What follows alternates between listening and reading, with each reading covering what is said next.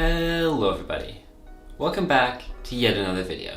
In today's video, I'm going to be discussing my opinion on the newest MCU film, which is Shang-Chi and the Legend of the Ten Rings. So before doing this review, I've actually seen this movie twice already. I saw it on opening night, the Thursday, and then I saw it again last night, Monday night as I'm recording this. And I actually had two very different opinions of it between watches. The first time, I thought it was a decent film. I would have called it like a good film, but nothing great. And then on rewatch, I actually enjoyed it quite a lot more. And the main thing that makes this film so enjoyable for me and for a lot of other people that I've talked to is the fight scenes. The fight scenes in this film are phenomenal. The cinematography in it, first of all, I loved because instead of the like shaky cam quick cuts that we're kind of used to seeing in a lot of action films, especially in the MCU, there wasn't any of that in this film. There was a lot more wide shots, a lot more like longer shots. Like, I don't know what the average shot length was, but like it's usually like maybe half a second in a fight scene, but in this time it was like 4 or 5 seconds. Some of the shots even went on for longer than that, quite a lot longer than that actually, some of them.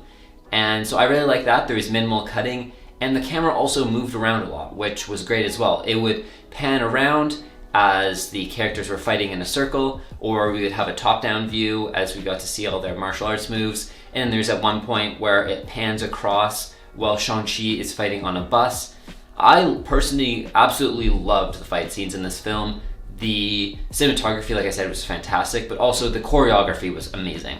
It was really tightly choreographed martial arts that kind of reminded me of like Jet Li and stuff like that, and it worked really well. Like, the choreography by itself was fantastic. Pairing that with the amazing cinematography led to arguably some of, if not the best, fight scenes in the MCU. Like, I love me some Infinity War, all of the people on Titan versus Thanos. That was a great scene. But the bus scene in this film, and also the skyscraper scene turning into the Shang-Chi versus that painted mask guy, I actually don't know what his name is. They didn't say his name in the film, but those two scenes were phenomenal.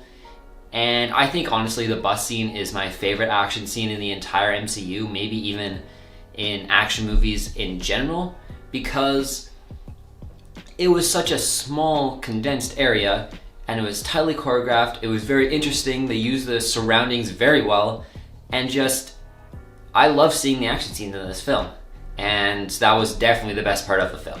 However, that being said, this film isn't without its flaws. And the main flaw for me was a lot of the dialogue in the first act. Because when they're trying to introduce Katie and Shang-Chi, they kind of like force in some dialogue to make us know who they are and how long they've known each other. It's like, you've known me for 10 years, we're best friends. And then there's the whole story of the two of them meeting, which, first of all, why are they telling their friends that? Their friends already know that. Their friends were literally there for that moment, so it makes zero sense in the world. It's just trying to do lazy character development, and that wasn't very good for me. Also, the first time around, I had a problem with the exposition because it just felt weird to have it all over the place. On second viewing, I understand why they have it all over the place because it helps with the emotional moments. So I did have a slight problem with that the first time around. Didn't have as much a problem with it this time around, so that's good at least. The other thing I don't like is just Awkwafina in general. I don't like her in basically anything she's in, and this movie was no exception. Her character was really obnoxious and over the top, and yeah, like she did have some funny moments, but she also had a lot of one-liners that fell flat for me. Like, for example, the line on the bus in the trailer where she's like, "You make a great team," or whatever the heck that line is. That line made zero sense in the actual film. It's not funny, it's just out of nowhere. And there's a lot of lines like that for me in this film, specifically with Awkwafina's character. However, while Awkwafina's character I didn't find very funny, there was actually some funny characters in this film. Like, I think that Travis, the Mandarin, the fake Mandarin from Iron Man 3, he's in this film, which I guess, spoiler, but whatever. I found him really funny. He had some great comic relief moments, and I think that it was kind of weird that they had Awkwafina and him both for comic relief, but I liked Travis, I didn't like Awkwafina's character, so yeah. The only other real issue I had with the film is the first act and the story present in the first act, because it revolves around the 10 rings trying to get the 2 pendants from Shang-Chi and his sister. And in the process, they almost like killed him a couple of times, so like, I don't get why their father didn't just ask for the pendants, because he's trying to find their mother. And before he's like, we're gonna burn down the village, they were kind of on board with it. And he wants them to join him, so why not just ask them, or like kidnap them in the middle of the night or something? Why is he trying to kill them and steal the pendants from them instead of convincing them to go with him? It didn't make a whole lot of sense to me. However, I'm not too concerned about it because it's only like a minor, I wouldn't even call it a plot hole, it's just a rational decision from the Mandarin. So it also allowed for, like I said, 2 of the best action scenes in the film and in the MCU as a whole, so I'm not really complaining. And actually, speaking of the Mandarin, I thought he was a great villain in this film.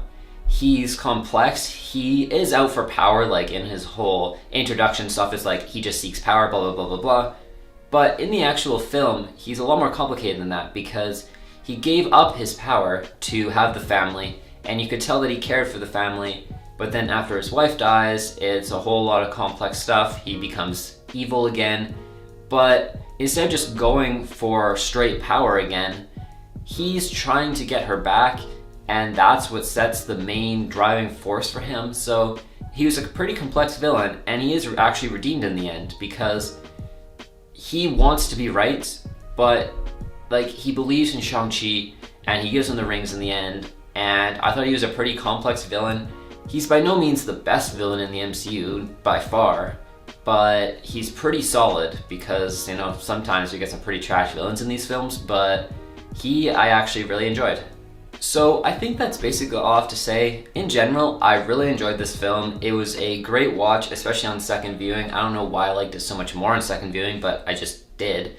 And so as I get into the ratings here, in terms of entertainment, I think I'm going to give this a 9 out of 10. And in terms of quality of film, there's just those couple things I mentioned.